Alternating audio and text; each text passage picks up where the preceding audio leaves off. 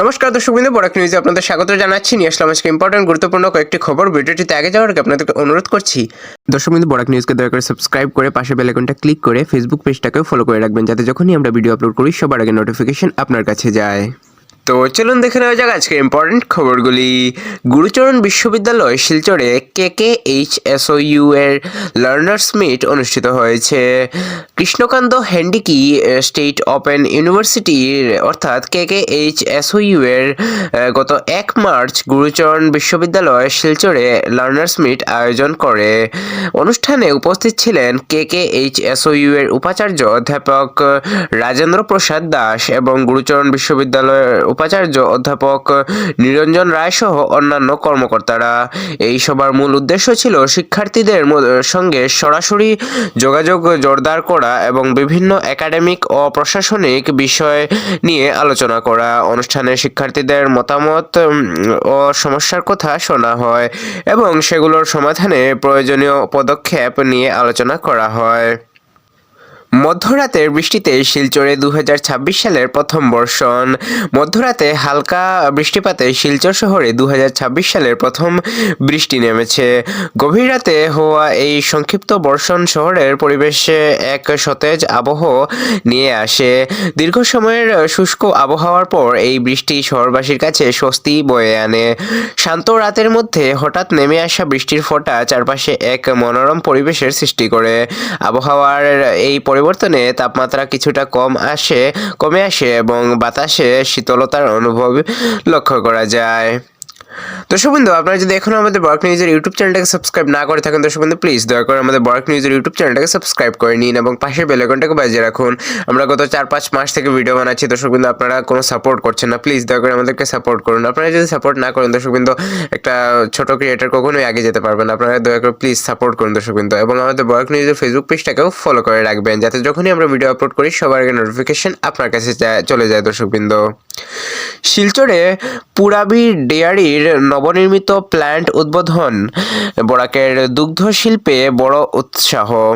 শিলচরের ভেটেরিনারি ক্যাম্পাসে পুরাবি ডেয়ারির অধীনে সংস্কার করা একটি দুধ প্রক্রিয়াকরণ কেন্দ্রের আনুষ্ঠানিক উদ্বোধন করা হয়েছে।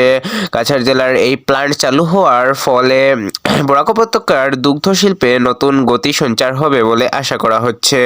উদ্বোধনী অনুষ্ঠানে উপস্থিত ছিলেন রাজ্যের প্রাণী সম্পদ ও পশু চিকিৎসা মন্ত্রী কৃষ্ণেন্দু পাল, বরাক ভ্যালি উন্নয়ন মন্ত্রী শ্রী কৌশিক রায় মহাশয় এবং রাজ্যসভা সাংসদ কনাদ পুরকায়স্থ মহাশয়। এছাড়াও অনুষ্ঠানে উপস্থিত ছিলেন সাংসদ পরিমল শুক্রবুদ্ধ মহাশয়, বিধায়ক দীপায়ন চক্রবর্তী মহাশয় এবং ন্যাশনাল ডেয়ারি ডেভেলপমেন্ট বোর্ডের চেয়ারম্যান ডক্টর মিনেশ সাহ সহ অন্যান্য বিশিষ্ট ব্যক্তিবর্গ। এই উদ্যোগের মাধ্যমে অঞ্চলের দুগ্ধ উৎপাদন ও বিপণন ব্যবস্থার আরও উন্নতি হবে বলে সংশ্লিষ্ট মহল মনে করা হচ্ছে দর্শকবৃন্দ। সোনাইয়ের দ্রুতগামী গাড়ির ধাক্কায় যুবকের মৃত্যু। শিলচর আইজল সড়ক NH 306 এ সোনাইয়ে এলাকার কাছে একটি মর্মান্তিক দুর্ঘটনায় 30 বছর বয়সী এক যুবকের মৃত্যু হয়েছে। মৃত ব্যক্তির নাম শ্যামল দাস। তিনি শহীদপুর পার্ট 4 এলাকার বাসিন্দা। জানা গেছে 28 ফেব্রুয়ারি বিকেলে প্রায় 5:30 সোনাইয়ের অধীনে চারকিসা মোকাম সংলগ্ন জাতীয় সড়ক 306 অর্থাৎ 306 এ একটি দ্রুতগতির গাড়ি নিয়ন্ত্রণ হারিয়ে রাস্তার ধারে একটি খাবারের দোকানের সজোরে ধাক্কা মারে। দুর্ঘটনার ধাক্কায় দোকানের কিছু অংশ একটি দান বাক্স ক্ষতিগ্রস্ত হয়। শ্যামল দাস গুরুতরভাবে আহত হন এবং ঘটনাস্থলেই তার মৃত্যু হয়। খবর পেয়ে সদর থানার পুলিশ ঘটনাস্থলে পৌঁছে মৃতদেহ উদ্ধার করে ময়নাতদন্তের জন্য শিলচর মেডিকেল কলেজ এবং হাসপাতালে পাঠায়। সংশ্লিষ্ট গাড়িটি পুলিশ জব্দ করেছে এবং ঘটনার তদন্ত শুরু হয়েছে।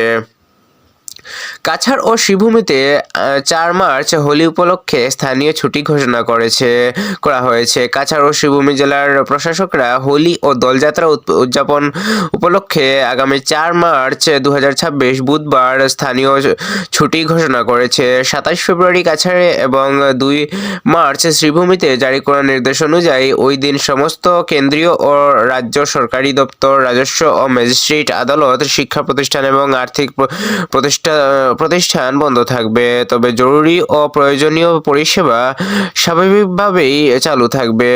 বিজ্ঞপ্তিতে আরও জানানো হয়েছে যে চলমান এইচএসএলসি ও এইচএস পরীক্ষা এর অন্যান্য বোর্ড, বিশ্ববিদ্যালয় এবং নিয়োগ সংক্রান্ত পরীক্ষা নির্ধারিত সময়সূচি অনুযায়ী অনুষ্ঠিত হবে এবং ছুটির কারণে এগুলোর উপর কোনো প্রভাব পড়বে না।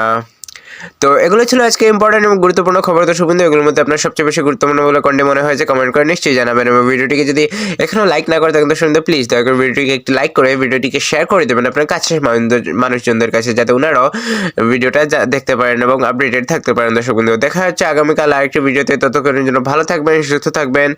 জয় হিন্দ।